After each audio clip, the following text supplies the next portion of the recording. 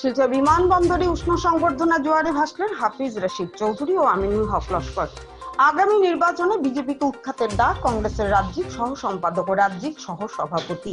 কংগ্রেসের প্রদেশ সভাপতি গৌরব গগৈ নেতৃত্বে বর্তমানে গোটা রাজ্য জুড়ে সকল দলীয় কর্মীদের মধ্যে চরম উৎসাহ পরিলক্ষিত হয়েছে। তদ্রুপ বরাকেও যেসব কর্মীরা ঘরে বসেছিল উভয়ই আজ উঠে এসেছে, যার জ্বলন্ত উদাহরণ মঙ্গলবার শিলচর বিমানবন্দরে দেখা গেছে। আগামী 2026 সালে বিধানসভা নির্বাচনে রাজ্যে কংগ্রেসের সরকার হতে চলেছে, তার ইঙ্গিত হলো আজকের জনসমাগম।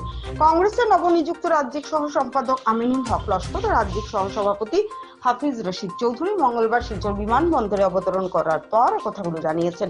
তারা মিডিয়ার সঙ্গে এক আলাপচারিতায় বক্তব্য রাখতে গিয়ে জানান, বরাক ও ব্রহ্মপুত্র উপত্যকায় কংগ্রেসের উত্থান চলছে এবং শাসক দল বিজেপি পতনের পথে এগিয়ে যাচ্ছে। প্রদেশ সভাপতি গৌরব গগৈ নেতৃত্বে কংগ্রেস আসন্ন বিধানসভা নির্বাচনে বরাকের 13টি আসনের মধ্যে 9টিতে বিশাল ব্যবধানে জয়ী হবে বলে দাবি করেছেন তিনি। গৌরব গগৈ প্রদেশ কংগ্রেসের সভাপতি হওয়ার পরে সমস্ত আসামে কংগ্রেস কর্মীদের মনের একটা উৎসাহ জাগছে। ঠিক তদুরূপ বরাক উপত্যকার 3 জেলাতে কংগ্রেসের কর্মীরা যারা বসেছিল, আজকে এরা গৌরব গগৈ সভাপতি হওয়ার পরে এরা উৎসাহিত হয়ে আজকে রাস্তায় নেমেছে। এর একটা প্রভাব দেখতে পাচ্ছেন। আজকে আমাদের উপসভাপতি গুয়াহাটি হাইকোর্টের বরিষ্ঠ অধিবক্তা হাফিজ রশিদ সাহেব এবং আমি এসেছি, আমি সাধারণ সম্পাদকের দায়িত্ব নিয়ে আসার পরে কর্মীদের যে উৎসাহ, এতে দেখা যায় যে আগামীতে 2026-এ যে কংগ্রেসের সরকার হবে এটা একটা ইঙ্গিত। আজকে ঠিক তদুরূপভাবে ব্রহ্মপুত্র উপত্যকাতে যেখানে আগে বলা হয়েছিল যে কংগ্রেসের একটা হয়তো ধূপ খারাপ হয়েছে, কিন্তু এই কয়েকদিনে দেখা গেছে সমস্ত ব্রহ্মপুত্র উপত্যকা বরাক উপত্যকার কংগ্রেসের উত্থান চলছে আর বিজেপির পতন হওয়ার পথে। কারণ আগামীতে দেখবেন 2026-এ আপনার কংগ্রেস সরকার হবে গৌরব গগৈ নেতৃত্বে। আর আমরা বরাক উপত্যকার 13টা সিটের মধ্যে আপনার কাছে আজকে আমি বলছি যে আজকে কমপক্ষেও 8 থেকে 9টা সিট আমরা দখল করব। এটা আপনাকে বলে দিচ্ছি। আজকে মানুষের মনের উত্থান থেকে বোঝা যায় এটা। এদিকে দলের নবনিযুক্ত রাজ্যিক সহ সভাপতি হাফিজ রশিদ চৌধুরী জানান, শাসক দল বিজেপির প্রতি মানুষ অতিষ্ঠ হয়ে উঠেছে। শাসক দল বিজেপিতে বর্তমানে শাসন ও সুশাসন বলতে কিছুই নেই, আছে শুধু অপশাসন। শাসক দলের মন্ত্রীরাও বর্তমানে গরুর ইস্যুতে জড়িয়ে আছে। বর্তমান সরকারের মুখ্যমন্ত্রী থেকে শুরু করে অন্যান্য নেতা মন্ত্রীরা বিদেশ ভ্রমণে ব্যস্ত। আসামে কি চলছে বা কি হচ্ছে সেসব বিষয়ে তারা মোটেও অবগত নন। মুখ্যমন্ত্রী ডক্টর হিমন্ত বিশ্ব শর্মা ধর্ম নিরপেক্ষ বজায় রাখার যে শপথ নিয়েছেন তা ভঙ্গ করে মুখ্যমন্ত্রী আসামে শুধু গৌমাংস ও হিন্দু মুসলমান নিয়ে রাজনীতি করে যাচ্ছে বলে মন্তব্য হাফিজ রশিদের। বিজেপির অপশাসন থেকে রাজ্যকে রক্ষা করার পাশাপাশি জাতি ধর্ম বর্ণ নির্বিশেষে সকল জাতি জনগোষ্ঠীকে সঙ্গে নিয়ে কংগ্রেস এগিয়ে যাবে বলে আশ্বাস দিয়েছেন তিনি।